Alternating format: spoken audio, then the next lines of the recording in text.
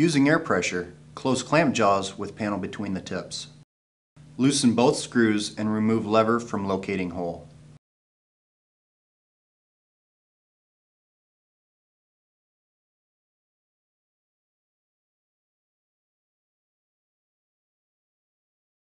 The panel present detection option can be identified by the blue arrow on the label on the switch housing.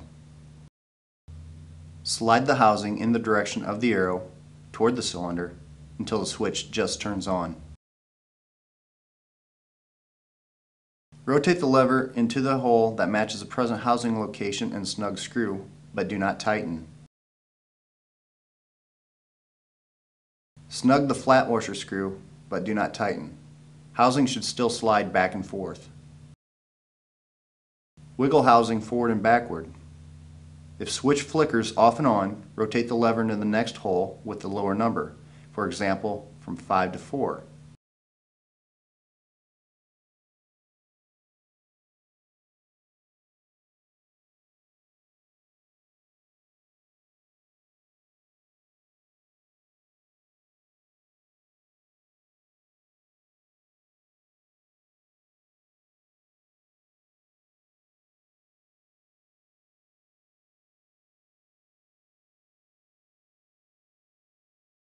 Wiggle the housing again.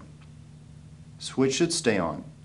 If not, continue to lower numbered hole until switch does not flicker. Tighten both screws to 85 inch-pounds. The switch is now set. To test the setup, using air pressure, close clamp jaws with panel between the tips. The switch should stay on.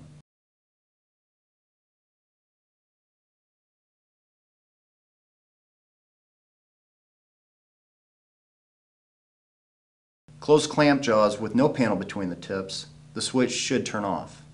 Note, with no panel present, the switch will flicker on as the target passes under the switch and turn off as the jaws reach full closed.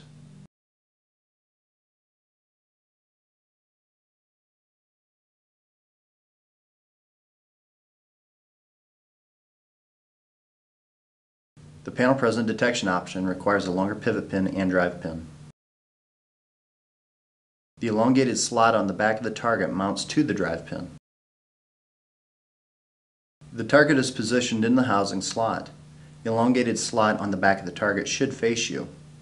The target slides forward and backward as the clamp opens and closes. As the target passes in front of the switch turns on. Align the elongated slot on the back of the target with the drive pin and install the housing.